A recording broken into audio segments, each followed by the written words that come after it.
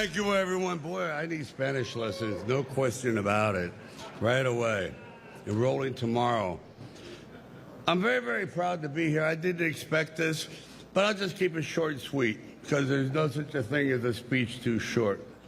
When I did Rocky, if you remember, the first image was a picture of Jesus, and it says Resurrection AC Club. I found a church that had been converted to a boxing ring. So the image pans down from Jesus onto Rocky being hit. And at that moment, he was a chosen person, and that's how I began the journey. Something was going to happen. This man was going to go through a metamorphosis and change lives, just like President Trump.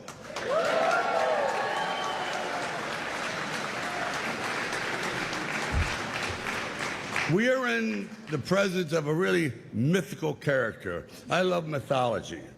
And this individual does not exist on this planet. Nobody in the world could have pulled off what he pulled off, so I'm in awe.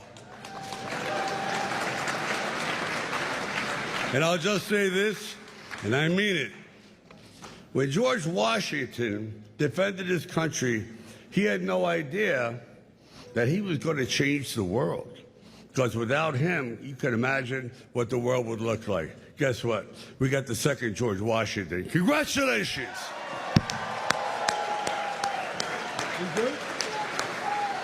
But thank you very much. Wow. Well, thank you, Sly. You know, Sly does not do that. He doesn't do that stuff. And he did a beautiful job, and I want to thank you and John Voight for being here. John, the great fight movies, I think Sly has a lot of them, and John has The Champ. What a movie that was, right? But I want to thank everybody for being here. You know, when Mrs. Post and E.F. Hutton, her husband at the time, when they built Mar-a-Lago many years ago, the Roaring 20s, it was the Roaring 20s, and we're hotter right now than they ever were in the Roaring 20s, I believe, and we're going to be a lot hotter, but we're going to keep it going. We're not going to have 1929 happen. Although, if it would have continued the way it was, it might not have been too good. But when they built it, nobody knew what was going on. Nobody knew opulence. Nobody knew real luxury. Nobody knew poverty. They didn't know anything. And they learned a hard lesson. In 1929, they learned a very, very hard lesson. And we're going to turn our country around. We're going to make it so great, so strong, so powerful. We're going to bring it all back. I want to thank some people that have been so instrumental in doing such a great job in terms of not only policy, but people, and people love them. Brooke Rollins, who put this on with Linda McMahon. Linda has been a great friend of mine for a long time, right, Linda? I want to thank you very much. And the America First Policy Institute, what a job they've done. But I said, you know, the policy is much more important if we do it for 8 years than it is if we do it for 4 years. So I said, let's do this. Don't worry about your policy. Let's get out and let's win the election. But nobody knew we were going to win it the way we wanted. That was our big one. So that was really great. And Javier, I'd like to congratulate you on the job you've done for Argentina. Your speech was beautiful, but the job you've done is incredible. Make Argentina great again. You know, MAGA. He's a MAGA person. And, you know, he's doing that. He's actually doing that. Just happens to work with EA. That one we don't have to worry about. It doesn't work so well with other countries. But you know what? I think your numbers are working also. You've done a fantastic job in a very short period of time. It's an honor to have you here. That's really great. Thank you. Also, Speaker Mike Johnson, wherever you may be, Mike, in this very big and crowded room. Thank you, Mike. I went yesterday, just in case, I said, look, I want to tell you I'm behind this man 100%, and he got 100% of the vote from Republicans. Are you sure? You sure, huh? No, he's doing a great job. Nothing easy. We actually had one little period, about 4 weeks, where we had a majority of 1. That was not pretty, right? And you handled it beautifully. He just kept that stiff upper lip. But he's doing a really good job, and that was a great vote you got yesterday. Totally unanimous vote. Congratulations, Mike. That's beautiful. Members of Congress, all of whom voted for Mike, and they've been my friends. It's just a small group, but we have a lot of them outside, and we have a lot of them coming over the weekend. Byron Donalds, the star. Where's Byron? Byron, What a star. What a star. Thank you, Byron. Ronnie Jackson, Doc Ronnie, he's been a lot of things. He was my doctor. He was a great admiral, you know, highly respected admiral, great doctor at the White House, and now he's a very popular congressman. He won by 48 points. That's pretty good. Of course, it was a very, very Trumpy district, but he won by 48 points. But when he was a doctor, they asked him the question, the fake news, which is here. Look, wow, that's a lot. That's a lot. We invited him, and they said, can we come in? I said, we have nothing to hide as Republicans, right? We have nothing to hide. But they asked Ronnie, they asked the doctor, he was up in the podium, who's the healthiest? Because he was the doctor for Barack Hussein Obama, Donald Trump, and he was the doctor for Bush also. They said, who's the healthiest of them all? He said, without question, it's Donald Trump. And I said, I like that guy. I said, I like that guy. And he's doing great. Jason Smith is here, a great, great congressman. Wesley Hunt, wow. And Mike Waltz, who's going to be doing a little other work for us in the very near future. We just nominated him, and he's going to be doing a great job in the administration. And I promised Mike that I wouldn't be taking too many more before we start counting the votes, okay? He said, please, could you slow down a little bit? I just like the people in Congress, Mike. I'm sorry. But no, don't worry about it, Mike. Just relax. Just relax. We have a man who has a seriously high IQ. You know, I'm a person that believes in high IQs, and his is about as high as they get. He launched a rocket 3 weeks ago, and then he went to Pennsylvania to campaign because he considered this more important than launching rockets that cost billions of dollars. Elon Musk. Elon.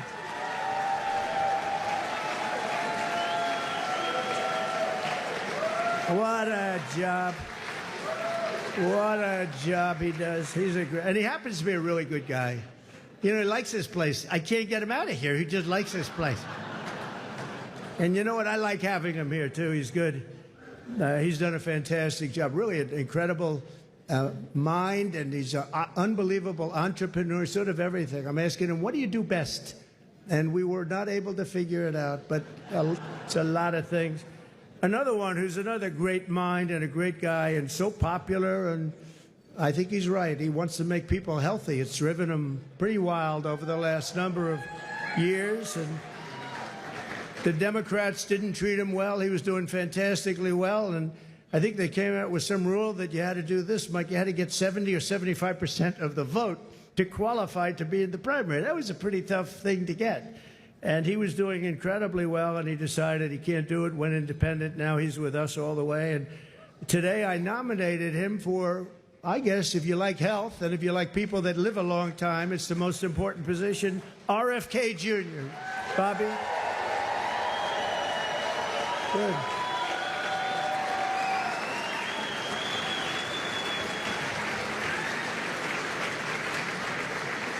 And I just looked at the news reports. People like you, Bobby. Don't get too popular, Bobby. Oh. You know, you've reached about the level. Now, we want you to come up with things and ideas and what you've been talking about for a long time, and I think you're going to do some unbelievable thing. Nobody's going to be able to do it like you, and boy, does he feel it in his heart. So congratulations also to your family. And a woman who was a Democrat and was an independent, she went independent, and last week she said, I want to be a Republican because this is what I stand for. And I've always admired her, and I've admired her because she was loaded up with common sense. And it's all about common sense. I mean, we're conservative in this room, but we can understand the other side. But what we really are is people with common sense. And I think that's why we won with the numbers that we won by. Tulsi Gabbard. Thank you, Tulsi. Great common sense. And you have Vivek Ramaswamy. It's taken people a long time, and now that name is emblazoned into their brain. But Vivek, wherever you may be, where are you, Vivek? Thank you, Vivek. Good. He's working with Elon on efficiency. They're working on efficiency, among other things, and they're going to be saving a lot of money and making our country stronger and better, and they'll be coming out with individual reports, but a big one toward the end. And you put those two together, it's going to be really great. So we look forward to seeing it, working with Elon, and that'll be a great experience. You're going to learn something from Elon, I think, right? It's going to be great. Thank you very much, Vivek. And great job. What you've done is fantastic. And somebody that I've admired for a long time, but I've really gotten to know him in my political life, but especially, I think, over the last year, more than maybe ever before, maybe more than even in the first 4 years, because we had a tremendous success to my first term, and then bad things happened, and we had to wait. I couldn't wait. I was saying, we got to, they're not going to do it. They're not going to help us. They're not going to save this country. And it really dawned on me about 10 days out. I said, wait a minute, with 10 days, I waited 4 years, 3 years, 2 years. All of a sudden, it's 10 days, and then every day seemed so long. But I knew by the crowds we were getting it was going to be really something. And Newt Gingrich got up, and he said, this is a very special thing that's happening, because nobody has ever had crowds, and they just wanted hope. They wanted something. They just didn't want what they had. And nobody expressed it more beautifully than Newt Gingrich. And thank you, Newt, very much. It was really beautiful. And Callista, thank you very much. Thank you, Callista. But the American people have just delivered really something very, very amazing. The biggest political victory in 129 years. Can you believe that, Newt? 120. They said the most consequential election. I love that word. It's a beautiful word. Most consequential election in the last 129 years. Wow, that's something. So we swept all swing states. We won the popular vote. Oh, I love that. You know, in the last one, in my first term, they said he won the election, but they always followed by he didn't win the popular vote. That's what they say. I don't even know is it true or not. Who knows? But they would say he didn't win the popular vote, and we won the popular vote by records now. Nobody can say that anymore about us. Nobody can say that because we won the popular vote. And I didn't win it. The people won it. The great people of our country won the popular vote, and that's what they wanted. And this was something really special. Won the White House, recaptured the Senate, and now, as of today, recaptured the House. Thank you very much, Congressman.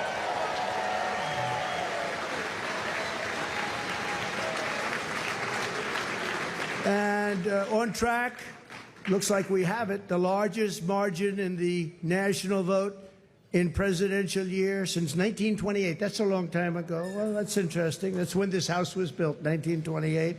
It took a lot of years, but that was when it was completed.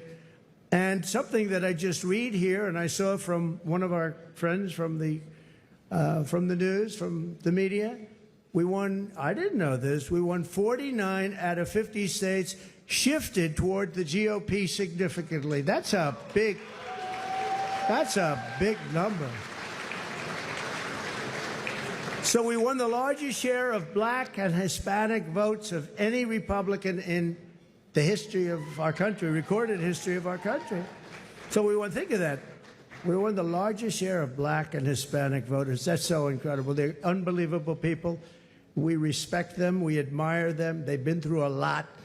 And they like us, and it wasn't easy. It wasn't easy, but if you take a look at the border of Texas, the governor called me, Greg Abbott, who's a great guy, called me up. He said, you won every single town on the border, and these towns were always blue.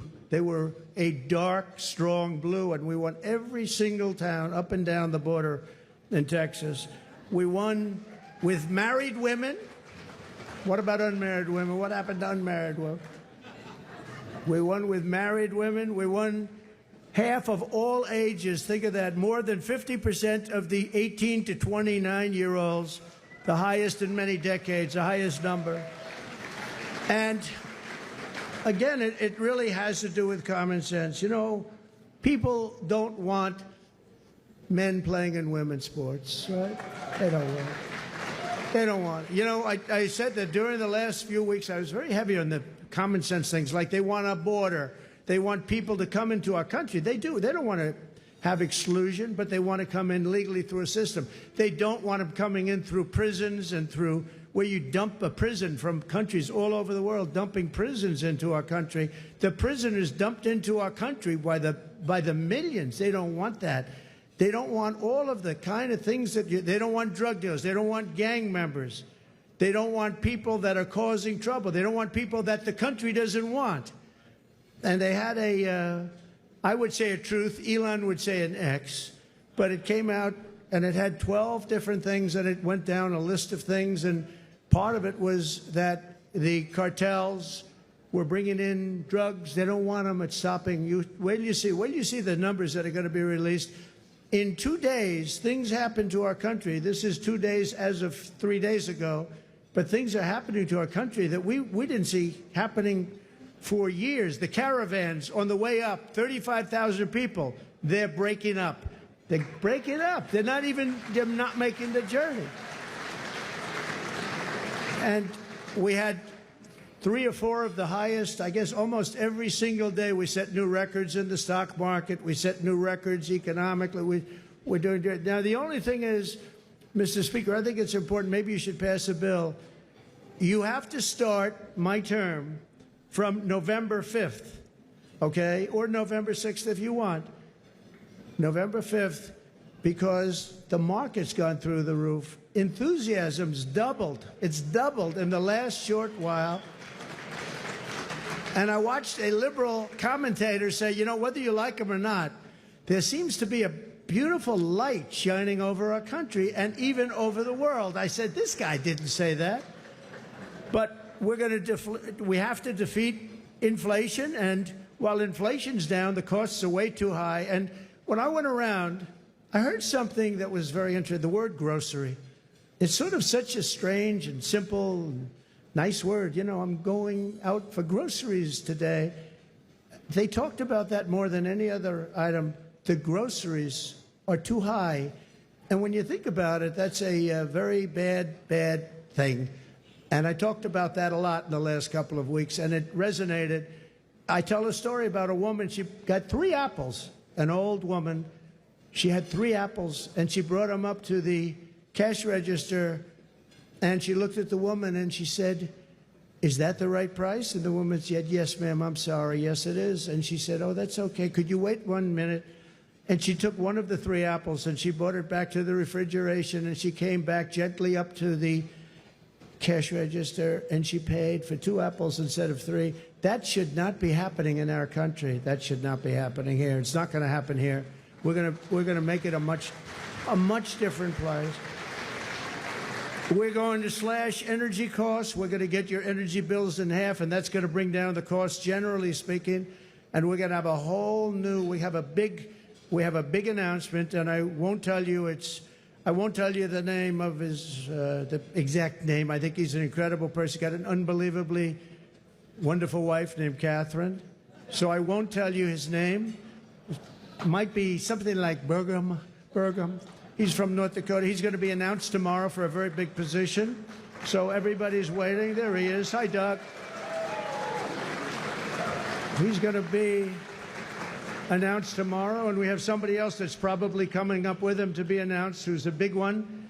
And we're going to do things with energy and with land, interior, that is going to be incredible. And so I look forward to doing the formal announcement, although this is a pretty big announcement right now.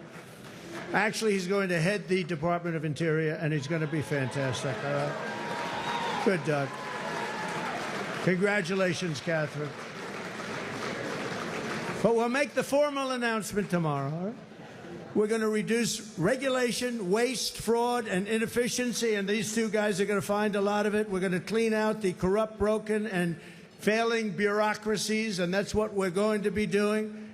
And we're going to stop child sexual mutilation. We're going to stop it because it's time. It's time. It's time, and it's not right what's going on. It is mutilation, and it's not going to happen. We have to stop it. We have to get back to a great country with low taxes and strong military. We're going to fix our military. We did it once. Now we're going to have to do it again. We didn't know a big chunk of it was going to be given to Afghanistan. We're going to work on Middle East, and we're going to work very hard on Russia and Ukraine. It's got to stop. Russia and Ukraine's got to stop. Thousands and thousands. I saw a report today. Thousands of people over the last 3 days were killed. Thousands and thousands of people were killed. They happen to be soldiers, but whether they're soldiers or they're people sitting in towns, we're going to work it. So I just want to thank everybody for being here tonight. I really want to congratulate Linda, you and Brooke for the job you've done. And it's an honor to be here. And thank you, Sly. Thank you, everybody. Great honor. Thank you very much. Thank you.